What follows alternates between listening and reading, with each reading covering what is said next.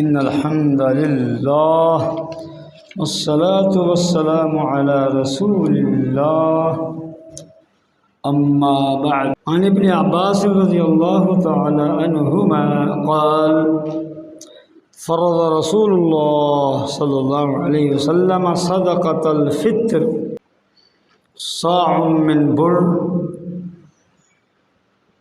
أو قمح على كل اثنين صغير أو كبير حر أو عبد أو ذكر أو أنثى غني أو فقیر۔ ماہ رمضان کا یہ جو آخری عشرہ جا رہا ہے نا، ان ایام میں بڑی بڑی نیکیاں اور نیکی کے بڑے بڑے کام اسلام نے مسلمانوں کے لیے اہم قرار دیے ہیں۔ انہی 10 دنوں میں لیلۃ القدر بھی ہے، پھر انہی 10 دنوں میں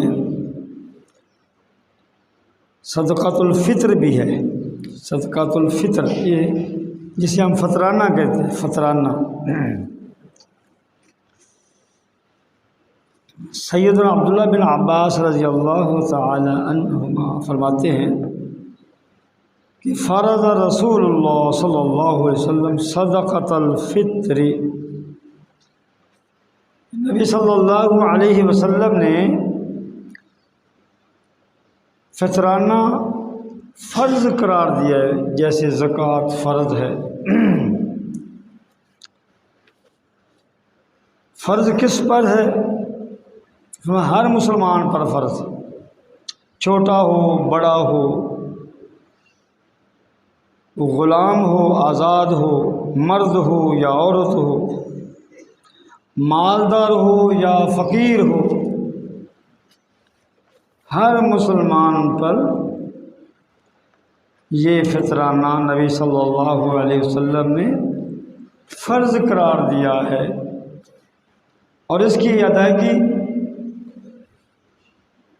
عید کی نماز سے پہلے ہے۔ یہ جو ایام جا رہے ہیں ان دنوں میں بھی ادا کیا جا سکتا ہے۔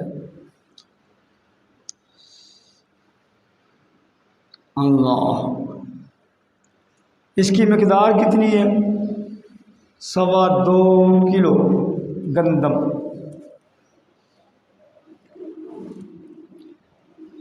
جس کی روپے میں جو ہے مقدار 350 روپے۔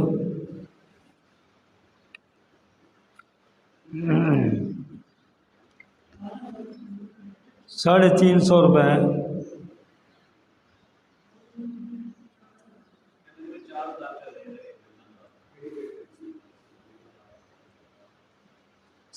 روپے فی گز کے اعتبار سے۔ اور اگر جنس موجود ہے، گندم ہے یا جو، تو اس سے ادا کیا جائے گا۔ نبی صلی اللہ علیہ وسلم نے یعنی کہ جو جس علاقے میں غذا کے طور پر جو چیز استعمال ہو رہی ہے اس میں سے یہ فطرانہ ادا کیا جاتا ہے۔ اور اگر کسی کے پاس گندم نہیں ہے تو اس کی قیمت جو میں نے بتائی ہے 350 روپے تقریباً ادا کی جائے گی۔ اس کا فائدہ بتایا گیا، فرمایا کہ طہرۃ للصائم من اللغو والرفث وطعمۃ للمساکین۔ فرمایا کہ روزے دار کے روزے میں اگر کوئی کمی آ گئی ہے، روزے کے آداب اختیار کرنے میں، تو وہ کمی جو ہے اس فطرانے کی وجہ سے اللہ تعالیٰ دور فرما دیں گے۔ اور روزے کا پورا پورا ثواب عطا کریں گے۔ اب اس پر کچھ لوگوں نے اعتراض کیا کہ اگر اس کا مقصد یہ ہے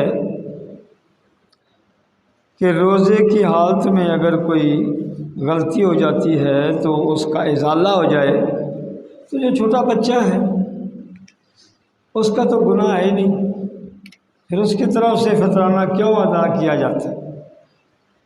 شریعت نے یہ بھی کہا ہے کہ اگر ماہ رمضان کی آخری رات یا آخری دن گھر میں کسی بچے کی پیدائش ہو جائے تو اس کا بھی فطرانہ ادا کیا جائے گا۔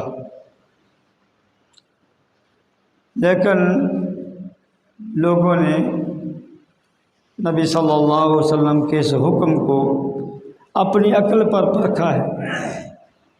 عقل نہیں مانتی کہ وہ بچہ چھوٹا جو ہے اس نے تو گناہ ہی کوئی نہیں کیا، روزہ رکھا ہی نہیں، اس پر روزہ فرض ہی نہیں ہے، تو اس کی طرف سے فطرانہ ادا کیا جائے۔ عقل نہیں مانتی، تو عقل مانے یا نہ مانے، نبی صلی اللہ علیہ وسلم کا حکم ہے، اس پر ہم نے عمل کرنا ہے۔